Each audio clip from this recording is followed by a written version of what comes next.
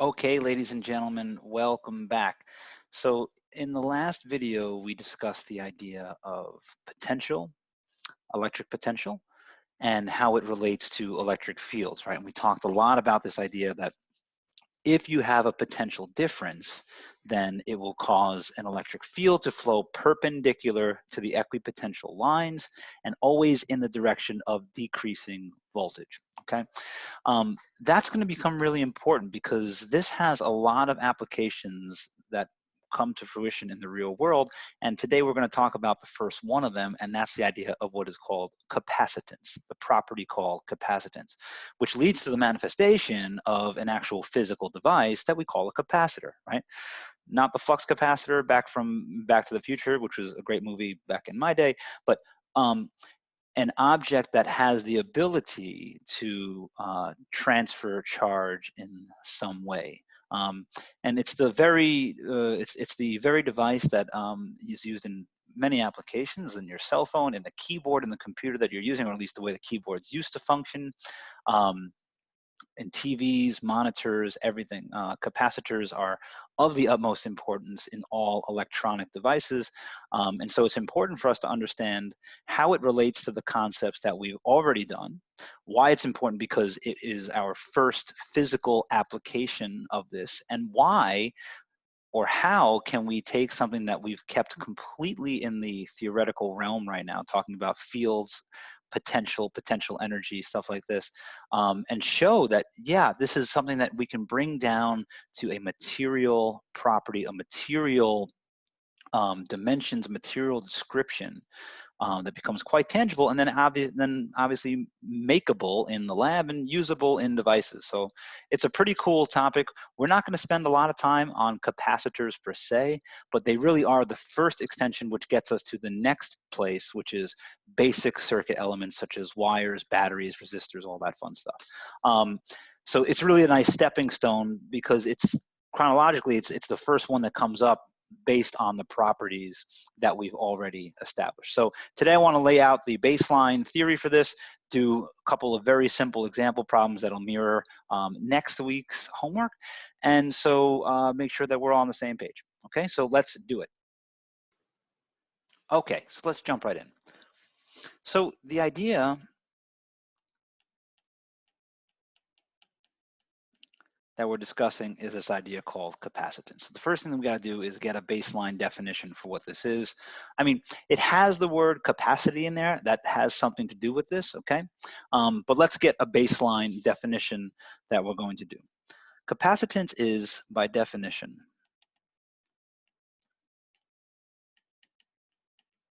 a material property or property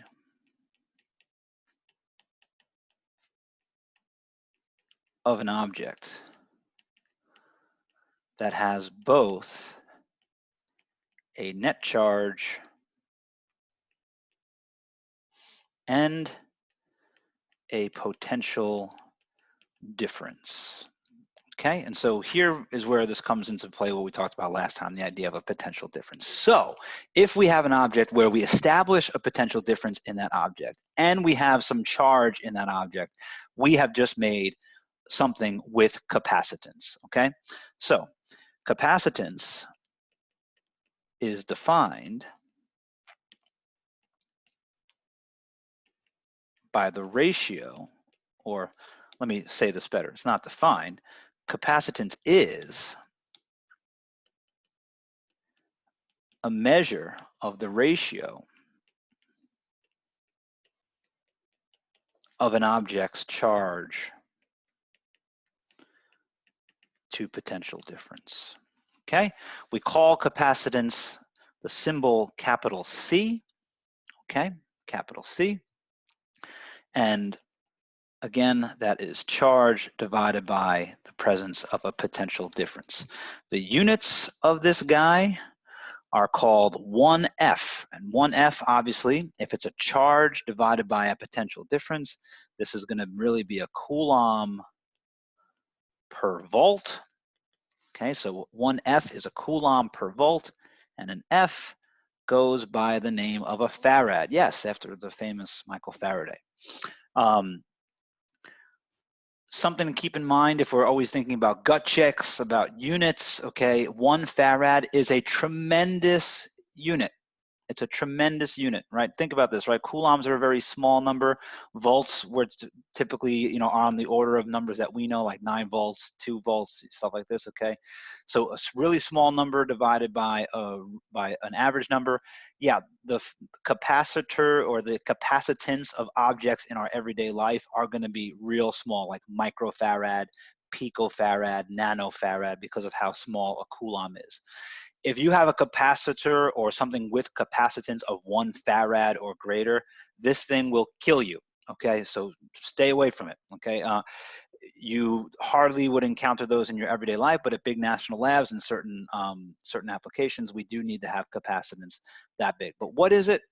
The definition of capacitance is a measure of something's charge per potential difference. So again, if we have an object that we can establish a charge and a net potential difference, again, 2 places where you have 1 potential here and a potential here, that's a potential difference, which means it's going to be an electric field, yada, yada, yada, all the stuff from last video.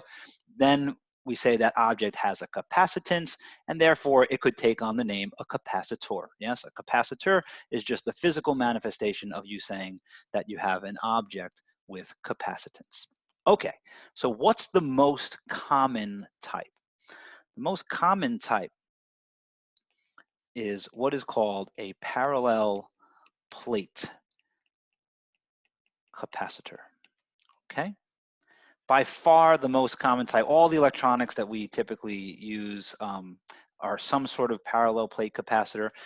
What does parallel plate mean? Yeah, it means 2 plates, right, that are parallel to one another and separated by a distance d. The plates don't have to be square, right? You can have a round plate and a round plate, again, separated by some distance d, right? Okay, but 2 plates, no matter what their shape, okay, that are parallel to one another. What's nice about them being parallel? If they're parallel, then you know you're going to establish a very nice electric field between the 2. If there's a potential difference between the 2 plates, like we talked about in the last video.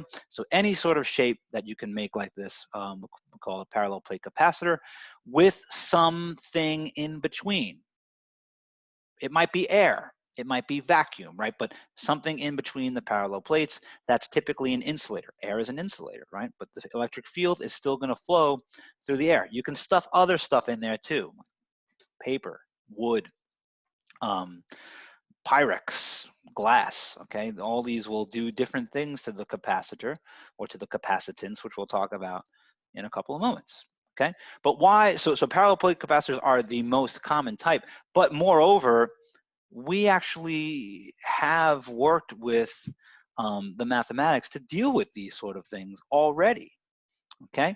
If we think back to about 2 or 3 videos ago when we talked about different types of electric field, one of the things that came up was that the electric field for a rigid body that was shaped like a plate, again, could be circular, could be square, right? But by some extended rigid body, right? We said that the electric field of one of these rigid type bodies was given as Q over epsilon naught A. Again, we could have wrote that as sigma over epsilon naught A, right? Either way, we just mean a charge divided by that permittivity of free space times the area. Again, that's why the shape doesn't matter. It could be length times width. It could be pi r squared, whatever the case may be. Okay, so we're going to roll with this definition because, again, we know that the charge divided by epsilon 0 times A. And that's the constant electric field that's put out by some plate-shaped object. Okay, but remember, in order to have capacitance, we need both a charge and we need a potential difference. So let's say that we have a situation like this with parallel plates. Let's say we have plate 1, and then we have plate 2, okay? And let's say that the separation distance between the 2 plates is d. Let's say each plate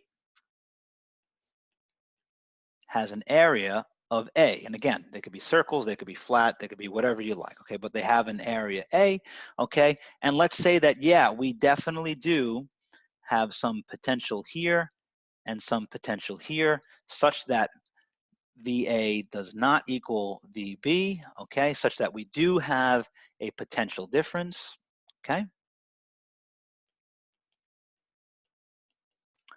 So delta V is the potential at one minus the potential at the other. Again, we could figure out which way the field would flow because it's always going to be perpendicular and always goes from the highest to the lowest. Remember, it flows in the direction of low. It flows downstream. Okay, so if we have all this, and if you remember now, what we learned in the last video is that there's a way to relate the potential difference to the electric field. And this is going to be key because we already know, we already know that this formula right here is a valid formula for the electric field of this situation. So if we take what we knew last time and fuse it with this, we might get some actual interesting result. So let's do that, right? Because we know from last time that E times a distance was equal to a potential difference. Yes? Okay, so if we already know the formula above is true for this type of situation, then why not take that formula and multiply it by the separation distance d? Let's have a little bit of fun with algebra, okay? So I'm going to take this one and I'm going to multiply it by the separation distance d. It should be pretty obvious why I'm going to do that, because then ED is QD divided by epsilon naught A. Because now I'm able to use this formula here that, well, ED is really just the change in potential, right? The potential difference. So delta V now is QD over epsilon naught A. And that's a fine formula. It doesn't tell us much right now. Remember, we want to relate this to the object's capacitance, right? The ratio of its charge to its potential difference. Well, that's great, because if we take a look at this, we already have charge over here and we have potential difference over here. So if I can just get charge divided by potential difference, I would have capacitance. So I'm going to solve this for Q over delta V, which means I'm going to divide both sides by delta V, which gives us a very not interesting result that 1 is equal to QD over delta V epsilon 0A. And now I'm just going to cross multiply to get Q over delta V by itself. So epsilon 0A over D is equal to Q over delta V. And remember, by definition, we said that Q over delta V is capacitance. Then we see that for a parallel plate type system like this, again, with a charge and with a net potential difference, what do we see? We see that the capacitance can be boiled down to a very interesting result, namely a result that is nothing more than physical parameters of that object. Epsilon 0 is a constant of nature, A is the object's area, and D is the separation distance between the plates. A and D are physical things that you can control, that you can make when you're manufacturing these things, multiplied by a constant. This is how we can make things with different capacitance, by its overall area that we smear charge on and the separation distance between those two plates that we hold to a potential difference. Pretty awesome, right? This is one of the first few times in our time together that we took something straight from these purely theoretical constructs and boiled it down to something that becomes physical properties, or manageable in nothing more than physical properties. To me, it's totally awesome. Let's look at something that has some numbers to give us some context here, okay? So let's come over here, right? So let's say that we want the capacitance of a practical parallel plate capacitor, right? We said before it's going to be small, picofarad range. But let's suppose that we want to make a 1 microfarad capacitor, right? Let me just remind you, right? Oops. That 1 microfarad means 1 times 10 to the minus 6 farad. So again, we're talking about a small number here. Using square plates, again, I'm drawing this in not to scale, right? But a square plate, you know, has a length of L and also a width of L, right? Where L is the same thing, L, L. And now these two are separated by some distance in the other dimension there, D. Here they tell us what the distance is going to be. It's going to be 1 millimeter. Again, millimeter, very, very bad unit. But if that's the case, if we want to make a 1 microfarad capacitor using square plates separated by that distance, how large do these plates have to be? Well, we've already said now that in a parallel plate capacitor situation, this is the way that we make this material property. Okay, this is the way we make the material property. We have the capacitance that we want, 1 times 10 to the minus 6. We have the separation distance that we want, D, and we have epsilon 0 because it's a constant of nature. So this, we can solve for A right away, solve for the area that we would need.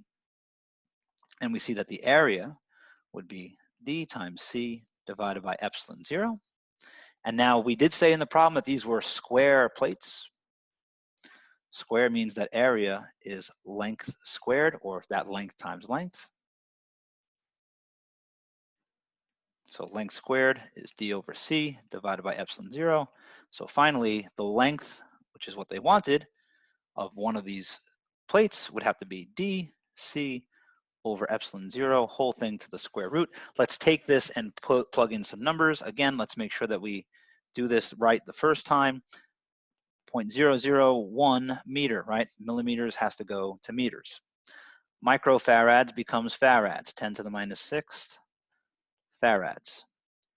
Epsilon 0, I remind you, we gave to you weeks ago when we first described electric field, but it's also in the front or back of your textbook, whatever the case may be. All right, this is our 8.85 times 10 to the minus 12 farads per meter. Okay, so if we take a look at that, right, what's going to happen? Farads will cancel farads. Meters will come upstairs, giving us meters squared in the numerator, but then we take the square root and we get left with just meters. And the answer here comes out to be about 11 meters. That is a huge plate. So to have that tiny separation distance, okay, and still have a microfarad capacitor, you'd have to have plates that are 11 meters large, and 2 of them, yes, in order to maintain that potential difference. Pretty nuts to me, okay? Okay, now, before we said that we can also shove some stuff into these things, right, to change the capacitance, okay, right, because right now we just said, well, there's probably air inside, okay? But we can actually shove some stuff inside of these to change the overall capacitance, right? Now, why is that? Why would that happen? Well, if we put some stuff inside, like another insulator inside, right? That's not changing the net charge that we put on these plates, but it will definitely change the electric field. It'll definitely change the potential difference in these, okay? So if that's the case, well, then what we're going to say is that for a parallel plate or for a capacitor with a what's called dielectric, this is a fancy word for saying insulator, inside,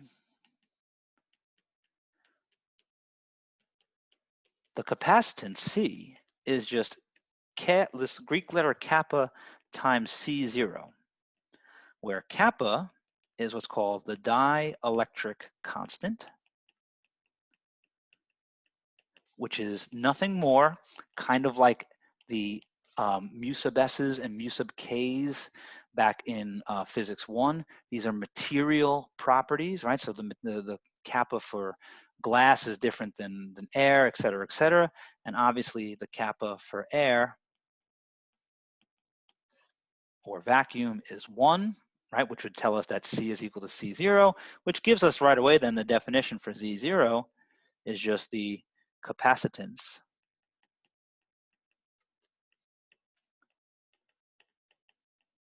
with air inside the capacitor. Namely, C0 is just your traditional Q over delta V, as though there was nothing shoved in between the parallel plates, okay?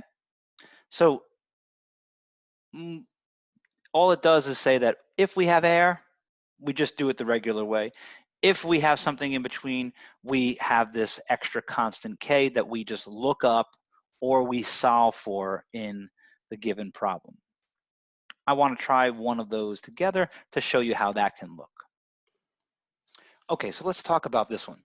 We have a parallel plate capacitor that we charge, meaning we put charge on it, okay? Right now, they didn't tell us the charge that we put on it, but we put some charge on it. But we did so with a 100-volt battery, so the potential difference was 100 volts. Then the battery is removed, okay? Then we shove some insulating material in between the plates, completely filling the separation distance. And the capacitor now drops to, we put our voltmeter on there, the capacitor drops to a voltage reading of 30 volts. What is the dielectric constant of the dielectric? Namely, what material, right, did we place in there? Well, let's think about this, okay? We know by basic definition, right, capacitance is charge over potential difference. I'm just going to zoom in a bit here. Capacitance is charge over potential difference, okay? And what else do we know here, right? We have both a before and after situation, right? When we had the thing just filled with air, and then when we had it filled with the dielectric, okay? Okay, my apologies. What I was saying, the capacitance is the charge divided by the potential difference. That's the baseline definition. Now we do have a dielectric here, right? So in reality, right, we know there's going to be a difference between with the stuff inside or without the stuff inside, okay? So let's go for the initial case. How was this thing initially charged up? Well, it was initially charged up with air, okay? So I'm going to do that in black here. So Ci, if you will, the original capacitance, right, is the original charge that we placed divided by the delta V initial. And let's remind ourselves that delta V initial here was our 100 volts that we started with. Okay, and that's how the capacitor was initially charged off. What happens in the final case? In the final case, our delta V final becomes only 30 volts. Okay, but something else happens in the final case. We shoved an insulator in there, right? So do we agree that C final takes on really two forms, right? Its material or its definition property, Q final divided by delta V final. But the way that C final relates to C initial is that it has a dielectric inside of it now, meaning C final equals kappa C initial. Okay? These three very simple equations are enough for us to get the job done here. If we make one other, just guess, right? We place the battery on it, we charge the damn thing up, and then we shove some stuff in there. Well, once we charge it up, conservation of charge. Charge can't be created, nor can it be destroyed. So can we all agree that Q initial has got to be the same as Q final? If that's the case, let's take this formula and shove it in here.